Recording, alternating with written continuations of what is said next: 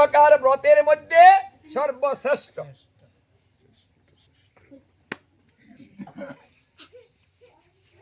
কোন ব্রত না করে যদি শুধু কেউ একাদশী ব্রতই করে, তবুও সমস্ত ব্রত তার হয়ে যাবে, অন্য ব্রতের প্রয়োজন নেই। হে যুধিষ্ঠির মহারাজ, শুক্লপক্ষ কৃষ্ণপক্ষ এই দুটা করে একাদশী হয়। এই একাদশী যারা পালন করে, একটা একাদশী করিলে 5000 সত্যযুগের বৎসরের তপস্যা হয়।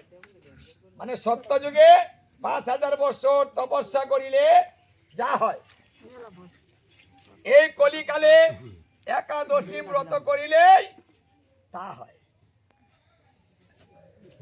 মানে একাদশী ব্রত যিনি পালন করে, হে যুধিষ্ঠির মহারাজ, তার মতো আপন আর কেউ নেই।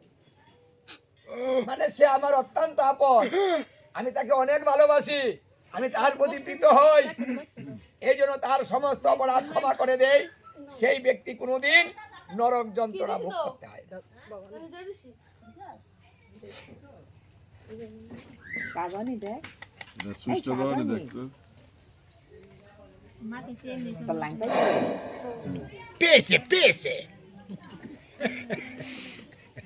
কি বলছিলাম গো?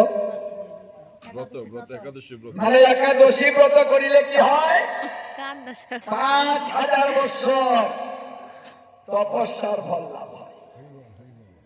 তাও সত্যযুগের 5000 বৎসর। আর গোবিন্দ কি বললেন?